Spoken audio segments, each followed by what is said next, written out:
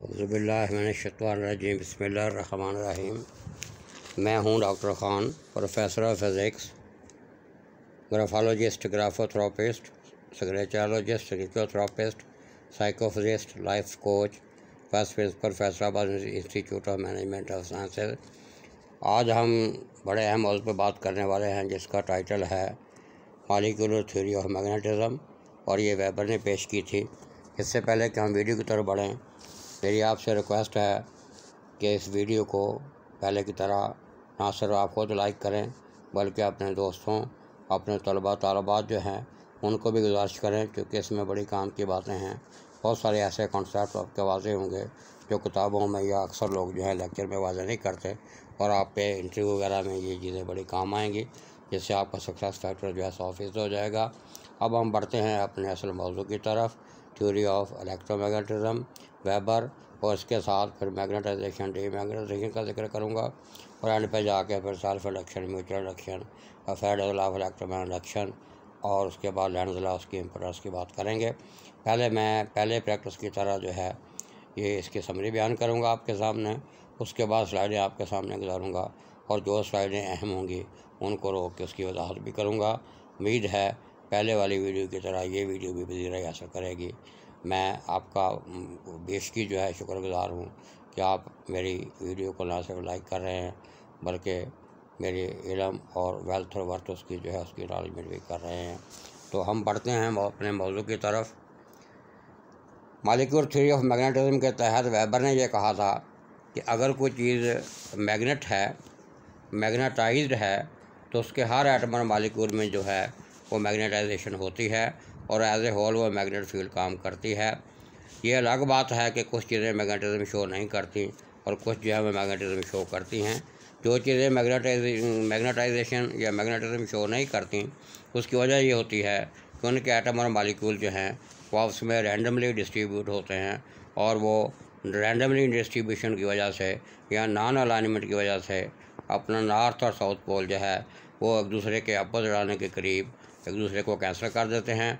इसके उसका magnetic field जो है वो कमज़ोर हो जाता है, स्ट्रेंथ कमज़ोर हो जाती है, और उसका मैग्नेटिज़म जो है वो हमें महसूस नहीं होता। इसके बाद उल्ट जो है वो चीज़ें जो मैग्नेटाइज्ड होती हैं या जिनका मैग्नेटिक इफेक्ट जो है वो हमें वाज़े होता है, उसकी वजह ये होती है कि उनके एटम और मॉलिक्यूल जो हैं वो रैंडम या नॉन अलाइन की वजह से स्ट्रांगली जो है वो अलाइन होते हैं, और अलाइन होने की वजह से उनके नॉर्थ और साउथ पोल जो हैं वो अपनी जगह पे एग्जिस्ट करते हैं। उनकी स्ट्रेंथ भी मैक्सिमम होती है, और उनकी फील्ड लाइन और उसके अलावा उनकी डायरेक्शन जो है वो भी लॉज के मुताबिक होती है। और जब कोई चीज़ मैग्नेटाइज होती है तो उसके अंदर जो फील्ड लाइंस हैं, जहाँ तक फील्ड लाइंस का ताल्लुक है, ये थोड़ी सी इलेक्ट्रिक लाइंस ऑफ फील्ड से मुख्तलिफ हैं। उसमें ये होता है कि इलेक्ट्रिक लाइंस ऑफ फील्ड जो हैं वो स्टार्ट भी हो रही होती हैं, एंड भी हो रही होती हैं, लेकिन यह ना इनका स्टार्ट का किनारा होता है ना इनके एंड का किनारा होता है। ये भी उनकी तरह हाइपोथेटिकल होती हैं, ये नज़र नहीं आती, लेकिन इनका इफेक्ट जो है वो हमें ज़ाहिर होता है। जब कोई चीज़ मैग्नेटाइज्ड होती है तो उसके अंदर मैग्नेटिक लाइंस ऑफ फोर्स जो है उनकी जो पोजीशन है उसको हम एक सादा फार्मूले से याद रखते हैं, नो सर, यानी उनकी डायरेक्शन जो है नॉर्थ से साउथ पोल की तरफ होती है। और जब नो जो है नॉर्थ, उसका मतलब है कि यहाँ से जो वो लाइन जो हैं वो लीव करती हैं, यानी यहाँ से निकलती हैं, और सर वाला पोर्शन जो है वहाँ पे वो रिसीव होती हैं। जब वो लाइन जो हैं मैग्नेटिक सब्सटेंस से बाहर जाती हैं तो उनका बिहेवियर उल्टा हो जाता है, यानी वे साउथ से नॉर्थ जो है उसकी तरफ चलने लगती हैं। तो ये वेबर जो है उसने बताया था कि कोई चीज़ अगर मैग्नेटाइज्ड है या मैग्नेटिज्म शो करती है तो वह इस असूल के तहत जो है वो काम करती है। इसलिए हम इसको कहते हैं मॉलिक्यूलर थ्योरी ऑफ मैग्नेटाइजेशन, और चूँकि ये वेबर ने पेश की थी इसलिए उसके हवाले से इसको याद रखा जाता है। अब थ्योरी ऑफ इलेक्ट्रोमैग्नेटिज्म के हवाले से बढ़ने से पहले मैं थोड़ी सी वजाहत कर दूँ। ये भी सवाल अक्सर पूछा जाता है कि चीज़ों को अगर हमने मैग्नेटाइज करना हो तो कौन से ऐसे तरीके हैं, और अगर कुछ चीज़ें मैग्नेटाइज हैं उनको डीमैग्नेटाइज करना हो उसके लिए कौन से तरीके हैं। तो मैग्नेटाइजेशन के लिए आमतौर पे हम 3 तरीके इस्तेमाल करते हैं। इनकी वजाहत अगर आपको चाहिए तो आप क्यूरीज लगाइएगा या ऊपर नीचे कमेंट्स दीजिएगा, मैं उनको रिस्पॉन्ड करूँगा। पहला तरीका है स्ट्रोकिंग, कि स्ट्राइक करके स्ट्रोक लगा कर जो है किसी चीज़ को अगर वो मैग्नेट नहीं है तो मैग्नेटाइज बनाया जा सकता है। दूसरा तरीका है डीसी कॉइल करंट उसमें से गुजार के, और तीसरा है टेपिंग करके। तो ये तीनों चीज़ों से हम क्या करेंगे, उनकी जो रैंडमनेस है उसको अलाइननेस में ले जाएंगे, और जब वो चीज़ें अलाइन होंगी उनके नॉर्थ और साउथ पोल जो हैं वो बन जाएंगे, जिससे वो चीज़ मैग्नेटाइज हो जाएगी। इसकी उल्ट जो है, जब कोई चीज़ हमारे पास मैग्नेट होती है उसको हमने डीमैग्नेटाइज करना होता है। उसके भी 3 तरीके हैं। पहला तरीका है बाय ड्रॉपिंग, दूसरा तरीका है बाय हीटिंग, और तीसरा तरीका है बाय डिमिनिशिंग एसी करंट। तो ये तीनों चीज़ें उसकी उल्ट हैं। यानी अगर वो चीज़ मैग्नेटाइज हुई है तो उसकी जो अलाइनमेंट है हम उसको ख़त्म कर देंगे, वो नॉन अलाइंड हो जाएगी, यानी उसके एटम और मॉलिक्यूल की हरकत जो है वो रैंडम हो जाएगी। रैंडम होने से उनके नॉर्थ और साउथ पोल जो हैं उनकी कैंसिलेशन हो जाएगी, स्ट्रेंथ उनकी मिनिमम हो जाएगी, और वो चीज़ पहले जो मैग्नेटाइज थी अब वो डीमैग्नेटाइज हो जाएगी। अब हम चलते हैं इलेक्ट्रोमैग्नेटिज्म की तरफ। ये हमने परमानेंट मैग्नेट का जिक्र किया है। थ्योरी ऑफ इलेक्ट्रोमैग्नेटिज्म को बयान करने के लिए हमारे पास जो सबसे अहम टूल है वो है Faraday's law of electromagnetic induction, जिसकी मैथमेटिकल इक्वेशन है E = -n d∅/dt, where E stands for induced EMF current और d∅/dt stands for rate of change of magnetic flux. तो n stands for number of turns in the coil. Negative strands means opposition. अब इसके 2 laws हैं। पहला law ये बताता है कि rate of change of magnetic flux जो है इंड्यूस्ड ईएमएफ के बराबर किस सेंस में है, ये इसकी मैग्नीट्यूड के हवाले से बात करता है। तो अगर rate of change of magnetic flux जो है वो इंक्रीज़ होगा तो इंड्यूस करंट की वैल्यू भी इंक्रीज़ होगी। अगर वो डिक्रीज़ होगा तो इंड्यूस ईएमएफ की वैल्यू जो है वो भी डिक्रीज़ होगी। अगर rate of change of magnetic flux 0 हो जाएगा, यानी चेंज नहीं होगा, तो इंड्यूस्ड ईएमएफ भी नहीं होगा। सेकंड लॉ इसका ये बताता है कि इंड्यूस्ड ईएमएफ और रेट ऑफ चेंज जो हैं, जो काज एंड इफेक्ट थ्योरी के मुताबिक हैं, वो एक दूसरे के उल्ट होते हैं। इसका हम कहते हैं न्यूटन थर्ड लॉ फॉलो करते हैं। यानी अगर आपका काज जो है यानी इंड्यूस्ड ईएमएफ करंट की डायरेक्शन जो है फॉरवर्ड है, तो rate of change of magnetic flux जो है वो रिवर्स हो रहा होगा। इसकी आगे ज़्यादा वजाहत जो है वो लेंस लॉ से की जाती है, जिसकी आगे आने वाली स्लाइडों में मैं जिक्र भी करूँगा और ज़बानी में इन चीज़ों का जिक्र करूँगा। इससे पहले कि हम लेंस लॉ की तरफ बढ़ें, मैं थोड़ा सा बात करना चाहूँगा सेल्फ इंडक्शन और म्यूचुअल इंडक्शन। इनके कन्फ्यूजन भी लोगों के जन्म में इनके कॉन्सेप्ट्स के बारे में है। जहाँ तक सेल्फ इंडक्शन का मतलब होता है, इसका मतलब होता है कि बॉडी इटसेल्फ रिस्पॉन्ड करेगा। तो इसकी सादा डेफिनेशन ये है कि अगर कोई तब्दीली आ रही है तो उसको कॉइल जो है वो खुद ही इम्पोज करती है, यानी self opposition in the change of the coil. तो इसलिए हम इसको कहते हैं सेल्फ इंडक्शन। और इसका दूसरा नाम जो है, जिससे अक्सर लोग वाकिफ़ नहीं हैं, इसका हम कहते हैं इनर्शिया ऑफ इलेक्ट्रिसिटी। यानी जैसे इनर्शिया मैकेनिक्स में मैस एक्ट करती है, कि हमारी सेल्फ इंडक्शन जो है यह इलेक्ट्रिसिटी का इनर्शिया है। उसके बाद म्यूचुअल इंडक्शन की जब हम बात करते हैं तो उसमें एक की बजाय 2 कॉइलें होती हैं, और म्यूचुअल का लफ्ज़ यही इशारा कर रहा है कि एक कॉइल में जो चेंज आ रही है दूसरी कॉइल उस जो चेंज है उसको अपोज करेगी, और कन्वर्सली अगर दूसरी कॉइल में कोई चेंज आ रही है तो पहली कॉइल जो है उस चेंज को अपोज करेगी, यानी opposition with each other. Coil की अपोजिशन एक दूसरे के ख़िलाफ़, इसलिए इसको हम म्यूचुअल इंडक्शन कहते हैं। और ये दोनों वर्किंग प्रिंसिपल हैं मुख्तलिफ़ किस्म के इलेक्ट्रोमैग्नेटिक इंस्ट्रूमेंट्स के। अब हम फैराडेज आगे जो मैंने बात की थी उसमें डायरेक्शन के जो कन्फ्यूजन थी उसको क्लियर किया है लेंस लॉ ने। और लेंस लॉ में जो हम रूल इस्तेमाल करते हैं उसको हम कहते हैं राइट हैंड रूल, और मुख्तलिफ़ डिवाइसेस में मुख्तलिफ़ तरीक़ों से राइट हैंड रूल इस्तेमाल होता है। आगे स्लाइडों में दिखाऊँगा 2-3 किस्म के रूल, 1, 2, 3 वगैरह। जब हम इलेक्ट्रोमैग्नेटिज्म की बात करते हैं तो जब हमारे इंड्यूस्ड ईएमएफ होती है तो उसमें एक प्रॉब्लम ये होता है कि उसमें एक और करंट जो है वो जन्म लेता है, जो छोटी छोटी लूप की शक्ल में होता है। चूँकि ये मैग्नेटिक लूप्स जो हैं उसकी हम बात कर रहे हैं, और rate of change of magnetic flux जो है इंड्यूस्ड ईएमएफ की बात की है मैंने, तो यहाँ हमने सेल्फ इंडक्शन म्यूचुअल इंडक्शन की बात भी की है। इस वजह से छोटी छोटी लूप्स जो हैं उनमें भी करंट जनरेट हो जाता है, और उसको हम एडी करंट्स कहते हैं। इसकी वाटर पूल में अगर आप देखें तो व्हिरलपूल जो है इसकी बहुत अच्छी मिसाल है। तो ये एडी करंट्स जो हैं ये बहुत बड़ा सबूत है लेंस लॉ का। तो एडी करंट्स के हवाले से जब हम बात करते हैं तो ये इंडक्शन करंट की बहुत अच्छी वजाहत है, और ये सिर्फ उस वक्त होगा जब मैग्नेटिक फ्लक्स चेंज होगा। अगर मैग्नेटिक फ्लक्स चेंज नहीं होगा तो ये इंड्यूस्ड करंट नहीं होगा। इसकी आगे स्लाइडों में एक जो स्लाइड में दिखाऊंगा जिसमें स्टोव के ऊपर 2 चीज़ें रखी गई हैं, 2 कैटल रखी गई हैं। एक में ये चेंज की वजह से करंट इंड्यूस हुआ है, दूसरी में नहीं हुआ, और जिसमें इंड्यूस हुआ है उसमें खाना पक गया है, जिसमें इंड्यूस नहीं हुआ उसमें खाना नहीं पका। और उसकी दूसरी मिसाल जो आगे स्लाइड में दिखाऊंगा कि अगर हम कोई मैग्नेट जो है उसको कॉपर पाइप के अंदर गुजारते हैं तो वो फौरी तौर पर नहीं गिरता, बल्कि उसकी मोशन जो है वो स्लो हो जाती है।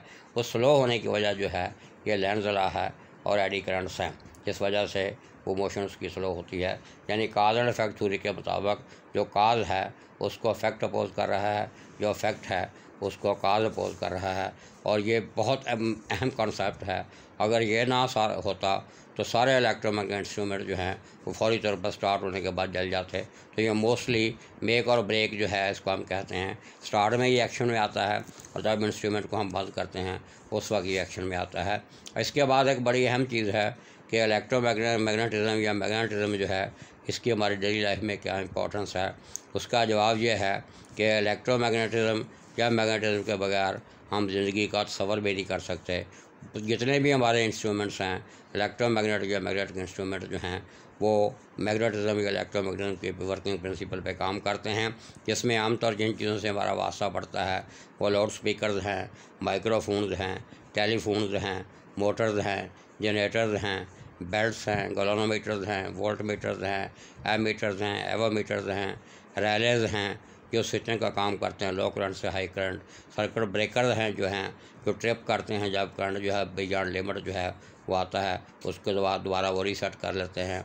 उसके बाद हमारा radio, TV, telephone, mobile, CD player और रेस्ट वॉचेस वगैरह, ये सारी चीज़ें जो हैं ये मैग्नेटिज़म और इलेक्ट्रोमैग्नेटिज़म के मरहून मिनत हैं। अगर मैग्नेटिज़म और इलेक्ट्रोमैग्नेटिज़म ना होता तो ये इन चीज़ों का सफ़र भी ना होता। लिहाजा मैग्नेटिज़म इलेक्ट्रोमैग्नेटिज़म के बगैर ज़िंदगी का सफ़र नामुमकिन है। इस स्लाइड जैसे आपके सामने मैं स्लाइडें गुजारूँगा, इस पे एंड पे 2 टेस्ट हैं जिससे आपका जो मैग्नेटिज़म या इलेक्ट्रोमैग्नेटिज़म का जो कॉन्सेप्ट्स हैं उनका चेक होता है। एक मैचिंग मिस मैचिंग है और दूसरा क्वेश्चन आंसर है। अब हम आगे बढ़ते हैं। उसमें 2 सवाल बड़े अहम हैं जो अक्सर पूछे जाते हैं, वो जब वहाँ आएंगे। वो एक है कंपास नीडल जो उसके अंदर क्या होता है, उसके बाद जो इलेक्ट्रोमैग्नेटिज़म जो है उसका अपना ओरिजिन क्या है, इसके आगे मैं वजाहत करूँगा। पहले स्लाइड में आपके सामने गुजारता हूँ। ये स्लाइड चल रही हैं। ये इलेक्ट्रोमैग्नेटिक फील्ड जो हैं वो रियल हैं या नहीं हैं, तो उसका जवाब दिया गया है तो बिल्कुल ऐसे रियल हैं जैसे आप ज़िंदगी में हमारे लिए चीज़ें रियल हैं। कि उसकी इंपॉर्टेंस की बात है जो एंड पे मैंने बात की है। ये मैग्नेटिक फील्ड लाइन्स का इशारा है, उसकी तरफ ये डोमेन और नॉन डोमेन थ्योरी है कि रैंडम अलाइनमेंट है या नॉन रैंडम है, इसमें स्लाइड में दिखाया गया है। उसके अलावा मैग्नेटाइजेशन डीमैग्नेटाइजेशन के मेथड्स हैं। ये मिचेल का तजर्बा है, फायनामेना है। इलेक्ट्रोमैग्नेटिक एक्शन के बारे में 2 लॉज हैं, ये उनका जिक्र है फर्स्ट सेकंड। ये लेंसला है, उसकी वजाहत है। और सेल्फ इंडक्शन के बारे में ये कायल खुद वजामत कर रही है। म्यूचुअल इंडक्शन में 2 कायलें जो एक दूसरे के मज़ामत कर रही हैं जो चेंज हो रही है। ये एडी करंट का जिक्र है जिसको हम फुकार्ट ने तजर्बा किया था। और एडी करंट जो है ये इसके बारे में जो मैंने मिसाल दी थी, ये एक ओवन है जिसमें 2 पैन रखे गए हैं। एक में जिसमें एडी करंट का तस्वर था वो उसमें खाना पका है, दूसरा जो है उसमें एडी करंट नहीं है तो खाना नहीं पका। उसके बाद ये दूसरी फ्लोटिंग मैग्नेट जो है वो इंड्यूस करंट की मिसाल है कि ये एक पाइप है, कंडक्टर था, उसमें से मैग्नेट जो गुजारा है इसको फौरी गिर जाना चाहिए था, लेकिन ये नहीं गिरा, इसकी मोशन स्लो हो गई है और आस्ता आस्ता गिरा है। तो इसमें आपको स्लॉटर दिखाई गई हैं कि स्लॉटर उस तरफ इशारा हैं कि एडी करंट जो है या इंड्यूस करंट जो है उसकी अपोजिशन हो रही है। उसके अलावा ये जो राइट हैंड रूल जो है उसकी वजाहत है कैसा लगता है। और ये जो मैंने बताया था 2-3 रूल्स हैं डिफरेंट इंस्ट्रूमेंट में डिफरेंट, इसकी मैंने बात की है। और ये फिर आगे कुछ जो है जो हमारा इंपॉर्टेंस है इलेक्ट्रोमैग्नेटिज्म और मैग्नेटिज्म की, ये इंस्ट्रूमेंट का मैंने जिक्र किया था, उसका इस तरफ इशारा है। ये कंसेप्ट चेक के लिए मैचिंग आइटम्स हैं कि आपने एक को बी से मैच करना है ताकि आपके कॉन्सेप्ट्स वाज़ेह हो सकें। ये क्वेश्चन आंसर की शक्ल में वो सवाल जवाब हैं जो आपके टेस्ट के लिए हैं। इसमें नीचे जवाब भी दिए गए हैं, आप अपने परफॉर्मेंस को खुद चेक करके आप अपनी एवेल्यूशन खुद कर सकते हैं कि आपका मैग्नेटिज्म या इलेक्ट्रोमैग्नेटिज्म के बारे में जो इल्म है वो किस लेवल का है। और आखिर पे मैं जो जिन 2 सवालों का जिक्र किया था, कंपास नीडल जो है वो बेसिकली छोटा बार मैग्नेट होता है उसके अंदर लगा, जिसकी वजह से वो एक्सटर्नल मैग्नेटिक फील्ड को रिस्पॉन्ड करती है। और इसकी जो असल वजह है वो ज़मीन के अंदर जो लावा है, आयरन जो है जिसको हम मोल्टन आयरन कोर कहते हैं, वो जो है उसका जो मैग्नेटिक फील्ड है उसकी वजह से ज़मीन जो है उसकी चीज़ें जो है उसके अंदर उसकी मूवमेंट आती है, और वही उसकी असल वजह है अर्थ का मैग्नेटिक फील्ड जो है उसकी मोल्टन आयरन कोर। तो ये अल्लाह ताला ने एक हमें निज़ाम दिया है कि जहाँ वो आयरन होगा वहाँ मैग्नेटिक फील्ड होगा, और यही वजह है कि आयरन जो है मैग्नेटिक फील्ड को अफेक्ट करती है। मुझे उम्मीद है कि पहले वीडियो की तरह इस वीडियो को भी पसंद करेंगे, क्योंकि इसमें बहुत सारी ऐसी सादा ज़बान में चीज़ें होंगी जो पहले आपने नहीं सुनी होंगी, और मेरी दोबारा गुजारिश है कि इसको हर सूरत में तलबा तालबा अपने दोस्तों में ज़रूर रिकमेंड कीजिएगा, ताकि मेरा वीडियो बनाने का जो मकसद है ये सदका जारिया है, और ये सदका जारिया ही रहे। जितने लोग तक पहुँचेगा वो आपको भी दुआएं देंगे, मुझे भी दुआएं देंगे। अल्लाह आपका हामी नासर हो। Thank you very much.